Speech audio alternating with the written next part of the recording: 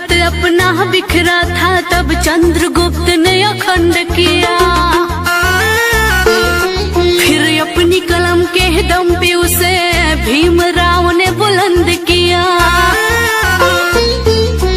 जब भारत अपना बिखरा था तब चंद्रगुप्त ने अखंड किया। फिर अपनी कलम के दम पे उसे भीमराव ने बुलंद किया। उस देश के कुर्सी पे अब तो ऐसा ठग है बैठा। उस देश के कुर्सी पे अब तो ऐसा ठग है बैठा। जो देश को ऐसे बेच रहा कि नाम पड़ा विक्रेता, वो चाय बेचते बेचते अब बन गया देश विक्रेता। आया देश विक्रेता, देखो आया देश विक्रेता। आया देश विक्रेता, देखो आया देश विक्रेता।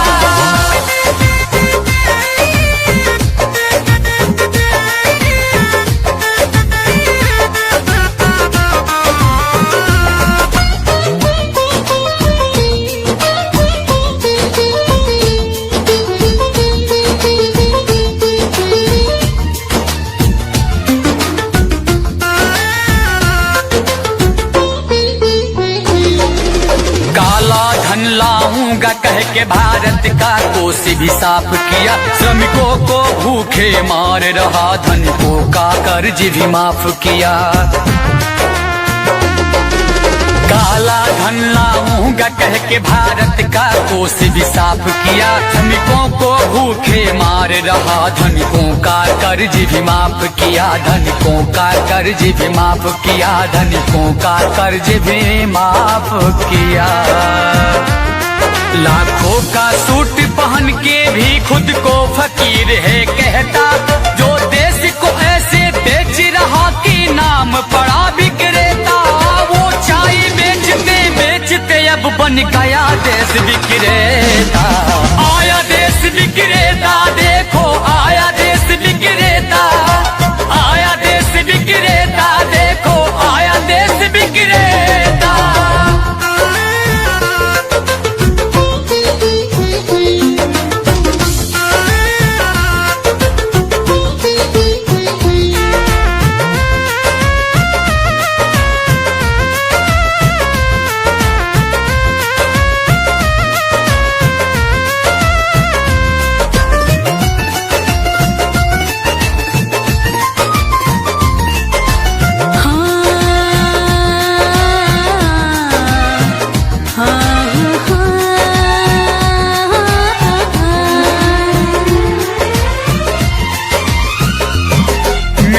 तो उसके जूते का कैसा है स्वाद बताती है। जब जब चुनाव हो तब उसको माँ की याद आती है।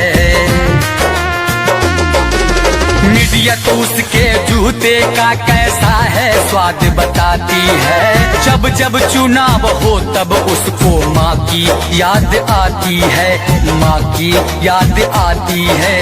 माँ की याद आती है। किसी का संग दिल पति है तो वो किसी का मतलबी बेटा। जो देश को ऐसे बेच रहा कि नाम पड़ा विक्रेता, वो चाय बेचते बेचते अब बन गया देश विक्रेता। आया देश विक्रेता, देखो आया देश विक्रेता। आया देश विक्रेता, देखो आया देश विक्रेता। जब भारत अपना बिखरा था तब चंद्रगुप्त ने अखंड किया। फिर अपनी कलम के दम पे उसे भीमराव ने बुलंद किया। उस देश के कुर्सी पे अब तो ऐसा ठग है बैठा। उस देश के कुर्सी पे अब तो ऐसा ठग है बैठा।